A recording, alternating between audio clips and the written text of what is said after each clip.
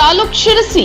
ಭಾರತ ನಿರ್ಮಾಣ ರಾಜೀವ್ ಗಾಂಧಿ ಸೇವಾ ಕೇಂದ್ರ ಕಚೇರಿ ಕಟ್ಟಡದ ಉದ್ಘಾಟನಾ ಸಮಾರಂಭ ಇದೇ ಬರುವ ಡಿಸೆಂಬರ್ 7 ಶನಿವಾರ ಬೆಳಿಗ್ಗೆ 11 ಗಂಟೆಗೆ. ಸ್ಥಳ ಗ್ರಾಮ ಪಂಚಾಯತ್ ನೆಗ್ಗು. ಗೌರವಾನ್ವಿತ ಉಪಸ್ಥಿತಿ ಶ್ರೀ ಬಸವರಾಜ ಹೊರಟ್ಟಿ, ಮಾನ್ಯ ಸಭಾಪತಿಗಳು ವಿಧಾನ ಪರಿಷತ್. ಉದ್ಘಾಟನೆ ಮಂಕಾಳು ವೈದ್ಯ. ಮಾನ್ಯ ಜಿಲ್ಲಾ ಉಸ್ತುವಾರಿ ಸಚಿವರು ಉತ್ತರ ಕನ್ನಡ ಹಾಗೂ ಬಂದರು ಮತ್ತು ಮೀನುಗಾರಿಕಾ ಸಚಿವರು. ಗೌರವಾನ್ವಿತ ಉಪಸ್ಥಿತಿ ಶ್ರೀ ಪ್ರಿಯಾಂಕ್ ಖರ್ಗೆ, ಮಾನ್ಯ ಗ್ರಾಮೀಣಾಭಿವೃದ್ಧಿ ಮತ್ತು ಪಂಚಾಯತ್ ರಾಜ್ ಸಚಿವರು. ಕಾರ್ಯಕ್ರಮದ ಅಧ್ಯಕ್ಷತೆ ಶ್ರೀ ಭೀಮಣ್ಣ ಟಿ ನಾಯ್ಕ್. ಮಾನ್ಯ ಶಾಸಕರು ಶಿರಸಿ ಸಿದ್ದಾಪುರ ವಿಧಾನಸಭಾ ಕ್ಷೇತ್ರ ಮತ್ತು ಮುಖ್ಯ ಅತಿಥಿಗಳು ಶ್ರೀ ವಿಶ್ವೇಶ್ವರ ಹೆಗಡೆ ಕಾಗೇರಿ. ಮಾನ್ಯ ಸಂಸದರು ಉತ್ತರ ಕನ್ನಡ ಲೋಕಸಭಾ ಕ್ಷೇತ್ರ ಶ್ರೀ ಶಿವರಾಮ್ ಹೆಬ್ಬಾರ್. ಮಾನ್ಯ ಶಾಸಕರು ಯಲ್ಲಾಪುರ ವಿಧಾನಸಭಾ ಕ್ಷೇತ್ರ. ಮಾನ್ಯ ವಿಧಾನ ಪರಿಷತ್ ಸದಸ್ಯರುಗಳಾದ ಗಣಪತಿ ಉಳ್ವೇಕರ್, ಎಸ್.ವಿ. ಸಂಕನೂರು ಹಾಗೂ ಶಾಂತಾರಾಮ್ ಬುಡ್ನಾ ಸಿದ್ದಿ ಮತ್ತು ನೆಗ್ಗು ಗ್ರಾಮ ಪಂಚಾಯತ್ ಅಧ್ಯಕ್ಷರಾದ ಶ್ರೀ ಲಾಜರ್ ಸಿಲ್ವೆಸ್ಟರ್ ರೆಬೆಲೋ, ಉಪಾಧ್ಯಕ್ಷರು ಶ್ರೀಮತಿ ಸಾವಿತ್ರಿ ಗಣಪತಿ ಮಡಿವಾಳ್. ಈ ಕಾರ್ಯಕ್ರಮಕ್ಕೆ ಸರ್ವರಿಗೂ ಆದರದ ಸ್ವಾಗತ ಕೋರುವವರು ನೆಗ್ಗು ಗ್ರಾಮ ಪಂಚಾಯತ್ ಸದಸ್ಯರುಗಳಾದ ಸುರೇಶ್ ಗಣಪತಿ ಹೆಗಡೆ, ಚಂದ್ರಕಾಂತ್ ಹೆಗಡೆ, ಎಚ್.ವಿ. ಗಣೇಶ್, ಮಂಜುನಾಥ್ ಗೌಡ, ಶ್ರೀಮತಿ ಸರಸ್ವತಿ ಮಂಜುನಾಥ್ ಹೆಗಡೆ, ಶ್ರೀಮತಿ ಮಂಜುಳಾ ಪಾವಸ್ಕರ್, ಶ್ರೀಮತಿ ಜ್ಯೋತಿ ಹೆಗಡೆ, ಶ್ರೀಮತಿ ಲಲಿತಾ ಚಂದ್ರಶೇಖರ್ ಮುಕ್ರಿ, ಶ್ರೀಮತಿ ನೇತ್ರಾವತಿ ಗಜಾನನ್ ಹೆಗಡೆ ಹಾಗೂ ಊರ ನಾಗರಿಕರು.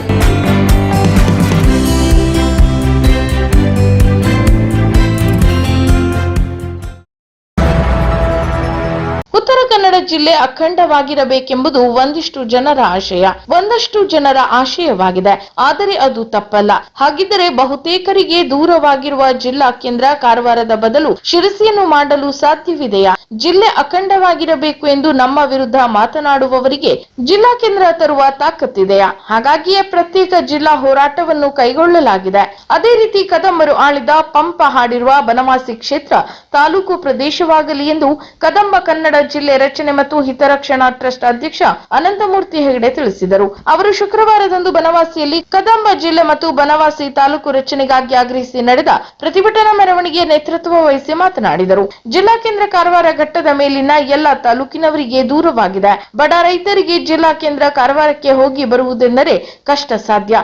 ಅದೇ ರೀತಿ ಪ್ರತ್ಯೇಕ ಜಿಲ್ಲಾ ಹೋರಾಟಕ್ಕೆ ಕ್ಷೇತ್ರದ ಶಾಸಕ ಶಿವರಾಮ್ ಹೆಬ್ಬಾರ್ ಸಹ ಬೆಂಬಲ ಸೂಚಿಸಿದ್ದಾರೆ. ಅದೇ ರೀತಿ ಶಾಸಕ ಭೀಮಣ್ಣನವರು ಸಹ ಸಹಕಾರ ನೀಡುವುದರ ಜೊತೆಗೆ ಮುಖ್ಯಮಂತ್ರಿಯವರನ್ನು ಭೇಟಿ ಮಾಡಿಸುವ ಮಾತನ್ನು ಹೇಳಿದ್ದಾರೆ. ಅಂತೆಯೇ ಮಾಜಿ ಸಚಿವ ಆರ್.ವಿ. ದೇಶಪಾಂಡೆ ಅವರು ಸಹ ಪ್ರತ್ಯೇಕ ಜಿಲ್ಲೆಯಾದರೆ ನಮ್ಮದೇನು ಅಭ್ಯಂತರವಿಲ್ಲ ಎಂದಿದ್ದಾರೆ. ಹಾಲಿ ಸಂಸದ ವಿಶ್ವೇಶ್ವರ ಹೆಗಡೆ ಕಾಗೇರಿ ಅವರು ಶಿರಸಿಯನ್ನು ಶೈಕ್ಷಣಿಕ ಜಿಲ್ಲೆಯನ್ನಾಗಿಸುವ ಮೂಲಕ ಪ್ರತ್ಯೇಕ ಜಿಲ್ಲೆ ಹೋರಾಟಕ್ಕೆ ಅಡಿಪಾಯವನ್ನು ಹಾಕಿಕೊಟ್ಟಿದ್ದಾರೆ.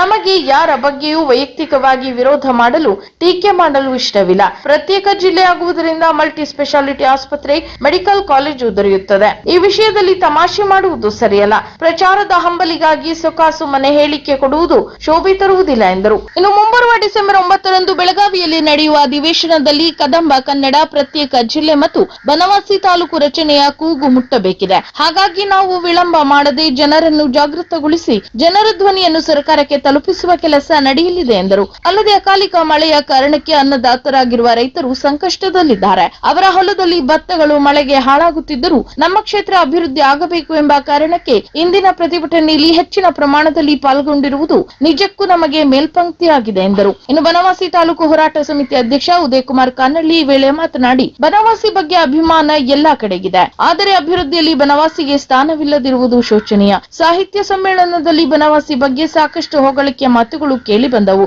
ಆದರೆ ಬನವಾಸಿ ಅಭಿವೃದ್ಧಿ ಬಗ್ಗೆ ಕೇವಲ ಭಾಷಣಗಳಿಗಷ್ಟೇ ಸೀಮಿತವಾದುದು ದುರ್ದೈವದ ಸಂಗತಿ. ನಮಗೆ ಕದಂಬ ಕನ್ನಡ ಜಿಲ್ಲೆಯಾಗಬೇಕು, ಜೊತೆಗೆ ಬನವಾಸಿಯನ್ನು ತಾಲೂಕಾಗಿ ಘೋಷಿಸಬೇಕು ಎಂದರು. ಇನ್ನು ಸಂಘಟನೆಯ ವಿ.ಎಂ. ಭಟ್ ಮಾತನಾಡಿ, ಪ್ರತಿಯೊಂದು ಹೋರಾಟಕ್ಕೆ ನಾಯಕತ್ವದ ಅವಶ್ಯಕತೆ ಇದ್ದೇ ಇರುತ್ತದೆ. ಪ್ರತ್ಯೇಕ ಜಿಲ್ಲೆ ಅನಂತಮೂರ್ತಿ ಅವರಿಗೆ ಬೇಕೋ ಬೇಡವೋ ಗೊತ್ತಿಲ್ಲ. ಆದರೆ ಜನಸಾಮಾನ್ಯರಿಗೆ ಜಿಲ್ಲೆಯ ಅವಶ್ಯಕತೆ ಇದೆ. ನಮಗೆ ರೈಲ್ವೆ ಇಲ್ಲ, ಮಲ್ಟಿ ಸ್ಪೆಷಾಲಿಟಿ ಆಸ್ಪತ್ರೆ ಇಲ್ಲ, ವಿಮಾನ ನಿಲ್ದಾಣವಿಲ್ಲ. ಅದೆಲ್ಲವೂ ಕರಾವಳಿಯ ಪಾಲಾಗಿದೆ. ಘಟ್ಟದ ಮೇಲಿನ 7 ತಾಲೂಕುಗಳ ಜನರಿಗಾಗಿ ಪ್ರತ್ಯೇಕ ಜಿಲ್ಲೆಯ ಅವಶ್ಯಕತೆ ಇದೆ. ಜೊತೆಗೆ ಐತಿಹಾಸಿಕ ಹಿನ್ನೆಲೆಯುಳ್ಳ ಬನವಾಸಿಗೆ ತಾಲೂಕು ಸ್ಥಾನಮಾನ ದೊರೆಯುವುದು ಇಂದಿನ ಅಗತ್ಯವಾಗಿದೆ. ಇದು ಸಂಪೂರ್ಣ ರಾಜಕೀಯೇತರ ಹೋರಾಟವಾಗಿದ್ದು ಎಲ್ಲ ಸಮುದಾಯ, ಎಲ್ಲ ಪಕ್ಷದ ಪ್ರಮುಖರನ್ನು ಒಳಗೊಂಡಿರುವ ಈ ಹೋರಾಟ ಎಲ್ಲರ ಒಕ್ಕೊರಲಿನ ಆಗ್ರಹವಾಗಿದೆ. ಈ ಹೋರಾಟವು ಇಂದು ನಾಳೆಗೆ ಮುಗಿಯುವಂತದ್ದಲ್ಲ.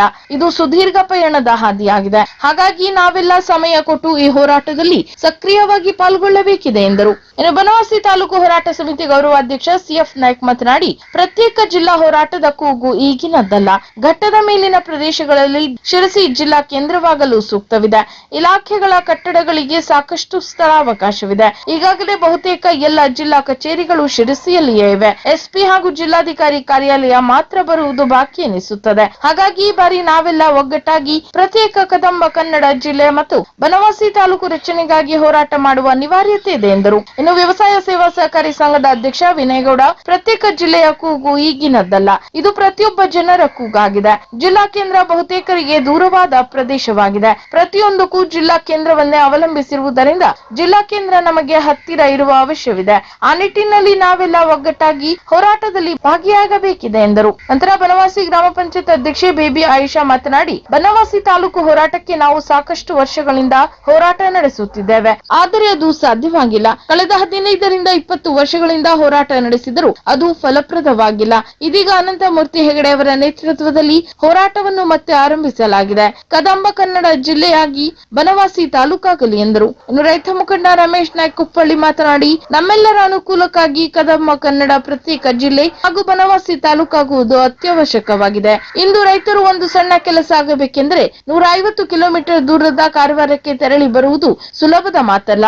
ಇದರಿಂದ ಎಲ್ಲರಿಗೂ ಕಷ್ಟವಾಗಿದೆ ಎಂದರು. ನಂತರ ಗುಡ್ನಾಪುರ ಗ್ರಾಮ ಪಂಚಾಯತ್ ಅಧ್ಯಕ್ಷೆ ನಿರ್ಮಲಾ ನಾಯ್ಕ್, ಕದಂಬ ಕನ್ನಡ ಜಿಲ್ಲೆ ಆಗಲೇಬೇಕು, ಬನವಾಸಿ ತಾಲೂಕು ಆಗಲೇಬೇಕು ಎಂದರು. ಅಲ್ಲದೆ ನಮ್ಮ ಆಗ್ರಹ ನೆರವೇರುವವರೆಗೂ ವಿರಮಿಸುವುದು ಬೇಡ ಎಂದು ಕರೆ ಕೊಟ್ಟರು. ಅಂತೆ ಅಂಡಗಿ ಪಂಚಾಯತ್ನ ಅಧ್ಯಕ್ಷ ಮಂಜುನಾಥ್ ಮಾತನಾಡಿ, ಕಳೆದ 30 ವರ್ಷಗಳಿಂದ ಈ ಹೋರಾಟ ನಡೆಯುತ್ತಿದೆ. ಮಧುಕೇಶ್ವರ ದೇವರ ಆಶೀರ್ವಾದದಿಂದ ಬನವಾಸಿ ತಾಲೂಕು ಆಗಿಯೇ ಆಗುತ್ತದೆ. ಕದಂಬ ಕನ್ನಡ ಜಿಲ್ಲೆ ಆಗುತ್ತದೆ ಎಂಬ ನಂಬಿಕೆ, ವಿಶ್ವಾಸ ನಮಗಿದೆ ಎಂದರು. ಇನ್ನು ಧುರೀಣರಾದ ಗಣೇಶ್ ಸಣ್ಣಲಿಂಗಣ್ಣನವರು ಮಾತನಾಡಿ, ತಾಲೂಕು ರಚನೆಗೆ ನಾವೆಲ್ಲರೂ ಒಕ್ಕೊರಲಾಗಿ ಹೋರಾಟ ನಡೆಸೋಣ ಎಂದರು. ಅಂತೆ ಪಿಎಲ್ಡಿ ಬ್ಯಾಂಕ್ ಅಧ್ಯಕ್ಷ ಶ್ರೀಪಾದ್ ರಾಯ್ಸದ್ ಮಾತನಾಡಿ, ಈ ಭಾಗದ ಜನರು ಹೋರಾಟಗಳಿಂದ ಬೇಸತ್ತಿದ್ದಾರೆ. ಹೋರಾಟಕ್ಕೆ ತಾರ್ಕಿಕ ಅಂತ್ಯ ಇಲ್ಲದ ಕಾರಣ ಈವರೆಗೆ ಹೋರಾಟಗಳು ಕೈಗೊಂಡಿಲ್ಲ. ಈವರೆಗಿನ ಹೋರಾಟಗಳು ಕೈಗೂಡಿಲ್ಲ. ಇದೀಗ ನಮ್ಮ ಹೋರಾಟಕ್ಕೆ ತಾರ್ಕಿಕ ಅಂತ್ಯ ಕಾಣಿಸುವ ನಾಯಕತ್ವ ದೊರಕಿದೆ. ಈ ಭಾಗದ ಎಲ್ಲ ಪಂಚಾಯಿತಿಗಳು ಠರಾವು ಮಾಡಿ ಸರ್ಕಾರಕ್ಕೆ ಕಳುಹಿಸುವ ಕೆಲಸ ಆಗಬೇಕು. ಈ ಹೋರಾಟಕ್ಕೆ ಎಲ್ಲರೂ ಕೈ ಜೋಡಿಸಬೇಕು ಎಂದರು. ಈ ವೇಳೆ ಸ್ಥಳೀಯ ಪ್ರಮುಖರಾದ ಜಯಶೀಲ್ ಗೌಡ, ಹಿರಿಯರಾದ ನಾಡಿಗರ್, ಗ್ರಾಮ ಪಂಚಾಯತ್ನ ಮಾಜಿ ಸದಸ್ಯ ಅಶೋಕ್ ನಾಯ್ಕ್ ಮಧುರವಳ್ಳಿ, ಜಿಲ್ಲಾ ಪಂಚಾಯತ್ ಮಾಜಿ ಸದಸ್ಯ ಹಾಲಪ್ಪ ಜಕಣ್ಣನವರ್, ಜಿಲ್ಲಾ ಪಂಚಾಯತ್ ಮಾಜಿ ಸದಸ್ಯೆ ಉಷಾ ಹೆಗಡೆ, ಎಆರ್ ನಾಯ್ಕ್, ಮಂಜುನಾಥ್ ಪಾಟೀಲ್, ವಕೀಲರಾದ ಸಿಎಫ್ ಇರೇಶ್ ಸೇರಿದಂತೆ ಇತರರು ತಮ್ಮ ಅನಿಸಿಕೆಯನ್ನು ವ್ಯಕ್ತಪಡಿಸಿದರು. ಇನ್ನು ಶ್ರೀ ಉಮಾ ಮಧುಕೇಶ್ವರ ದೇವಾಲಯದಿಂದ ಆರಂಭಗೊಂಡ ಪ್ರತಿಭಟನಾ ಮೆರವಣಿಗೆಯು ಪಟ್ಟಣದ ನಾಡ ಕಚೇರಿಯವರೆಗೆ ಆಗಮಿಸಿ ಉಪ ತಹಶೀಲ್ದಾರರ ಮೂಲಕ ಸರ್ಕಾರಕ್ಕೆ ಮನವಿ ಸಲ್ಲಿಸಲಾಯಿತು. ಇನ್ನು ಮೆರವಣಿಗೆಯುದ್ದಕ್ಕೂ ಡೊಳ್ಳು ಕುಣಿತ ಹೆಚ್ಚು ಆಕರ್ಷಣೀಯವಾಗಿತ್ತು. ಇನ್ನು ಪ್ರತಿಭಟನಾ ಮೆರವಣಿಗೆಯಲ್ಲಿ ಬನವಾಸಿ ತಾಲೂಕು ಹೋರಾಟ ಸಮಿತಿ ಗೌರವಾಧ್ಯಕ್ಷರಾದ ಸಿಎಫ್ ನಾಯ್ಕ್, ಮಾಜಿ ಜಿಲ್ಲಾ ಪಂಚಾಯತ್ ಸದಸ್ಯರಾದ ಶೋಭಾ ನಾಯ್ಕ್, ಉಷಾ ಹೆಗಡೆ, ರೂಪಾ ನಾಯ್ಕ್, ಪ್ರಮುಖರಾದ ಮಂಜುನಾಥ್ ಪಾಟೀಲ್, ಜಯಶೀಲ್ ಗೌಡ, ಬನವಾಸಿ ಸೇವಾ ಸಹಕಾರಿ ಸಂಘದ ಅಧ್ಯಕ್ಷ ವಿನಯ್ ಗೌಡ, ಮುನ್ಗೋಡಿನ ಹೋರಾಟಗಾರ ಚಿದಾನಂದ್ ಹರಿಜನ್, ಗ್ರಾಮ ಪಂಚಾಯತ್ನ ಮಾಜಿ ಅಧ್ಯಕ್ಷ ಗಣೇಶ್ ಸಣ್ಣಲಿಂಗಣ್ಣನವರ್, ಶಿರಸಿ ವಕೀಲರ ಸಂಘದ ಅಧ್ಯಕ್ಷ CF Iresh, Ashok Naik Madhuravalli, AR Naik, Ramesh Naik Kuppalli, PLD bank Sirsi ಅಧ್ಯಕ್ಷರಾದ ಶ್ರೀಪಾದ್ ರಾಯ್ಸರ್, ಅನಿಲ್ ನಾಯ್ಕ್ ಶಿರಸಿ, ಜಿಎಸ್ ಹೆಗಡೆ, ಗ್ರಾಮ ಪಂಚಾಯತ್ ಸದಸ್ಯರಾದ ನಾಗರಾಜ್ ಉಪ್ಪಾರ್, ಲಯನ್ಸ್ ಸಾಯಿರಾಮ್ ಕಾನಳ್ಳಿ, ಬನವಾಸಿ ಗ್ರಾಮ ಪಂಚಾಯತ್ ಉಪಾಧ್ಯಕ್ಷ ಸಿದ್ದಲಿಂಗೇಶ್ ನರೇಗಲ್ ಸೇರಿದಂತೆ 200ಕ್ಕೂ ಅಧಿಕ ಪ್ರತಿಭಟನಾಕಾರರು ಭಾಗವಹಿಸಿದ್ದರು.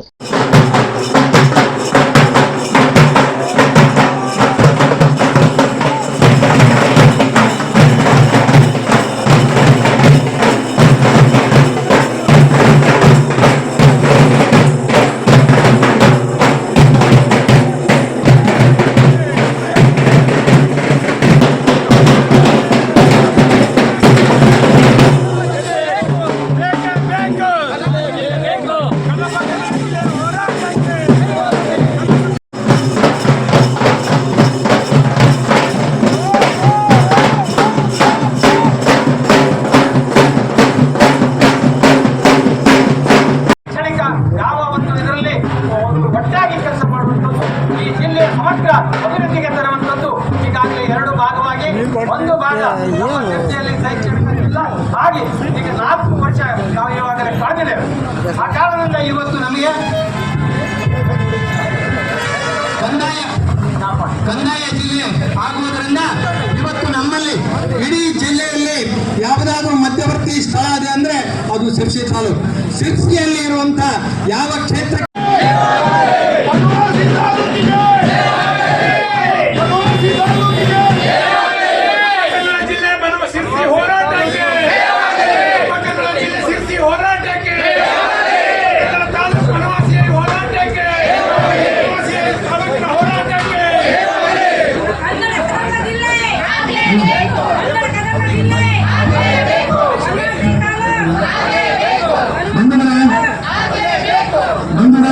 ಎಲ್ಲರೂ ಕೂಡ ಎಲ್ಲರಿಗೆ ಹೋರಾಟ